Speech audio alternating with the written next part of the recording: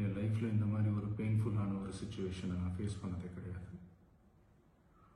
மனசு முழுக்க வலி வலி மட்டும்தான். இந்த சுற்றுப்பயணத்தில் என்னென்ன மக்கள் பார்க்க வராங்க, அதுக்கு ஒரே ஒரு காரணம் தான், அவங்க என் மேலே வச்சிருக்கிற அன்பும் பாசம். அந்த அன்புக்கும் பாசத்துக்கும் நான் எப்பவும் கடமைப்பட்டிருக்கிறேன்.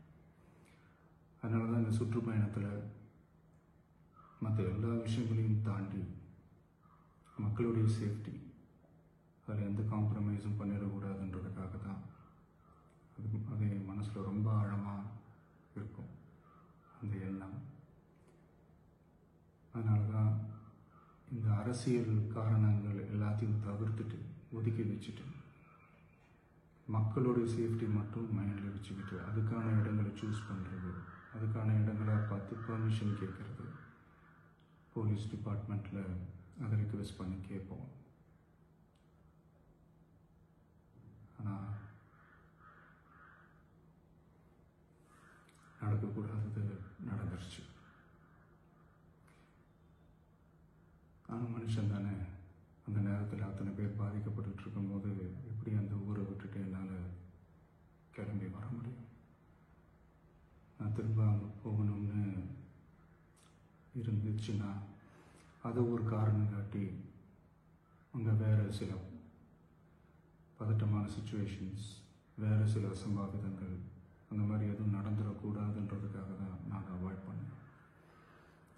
இந்த நேரத்தில் சொந்தங்களை இழந்து தவிக்கிற அத்தனை குடும்பங்களுக்கும் என்னுடைய ஆழ்ந்த இரங்கலை தெரிவிச்சுக்கிறேன். எனக்கு தெரியும், என்ன சொன்னாலும் இது ஈடேயாகாதுன்னு எனக்கு தெரியும்.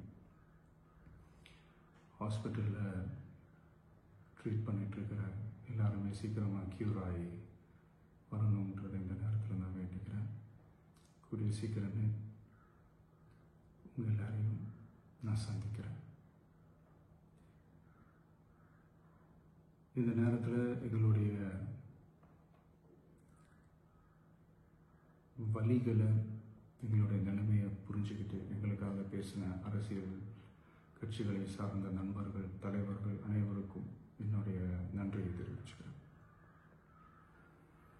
கிட்டத்தட்ட ஒரு 5 மாவட்டத்துக்கு பிரச்சாரத்துக்கு போனோம். இந்த மாதிரி எதுவுமே நடக்கல. ஆனால் கரூரில் மட்டும் ஏன் எப்படி நடக்குது, எப்படி நடக்குது? மக்களுக்கு எல்லா உண்மையும் தெரியும்.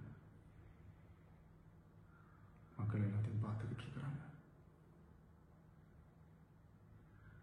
கரூரை சேர்ந்த அந்த மக்கள் அந்த உண்மையெல்லாம் வெளியில் சொல்லும்போது எனக்கு கடவுளே நேரில் வந்து இறங்கி அந்த உண்மைகள்லாம் சொல்கிற மாதிரி எனக்கு தோணுச்சு. சீக்கிரமே எல்லா உண்மைகளும் வெளியில் வரும்.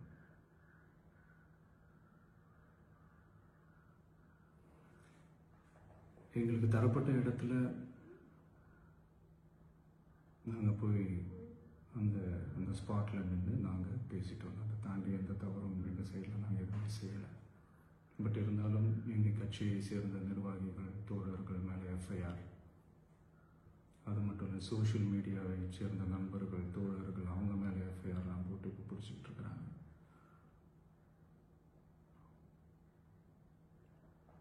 சிஎம் சார்,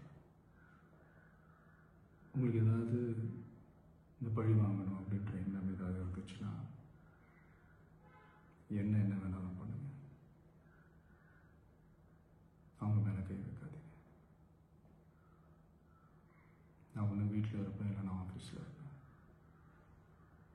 என்ன வேணாலும் செய்யுங்க. நண்பர்களே, தோழர்களே, நம்மளுடைய அரசியல் பயணம் இன்னும் ஸ்ட்ராங்காக, இன்னும் தைரியத்தோட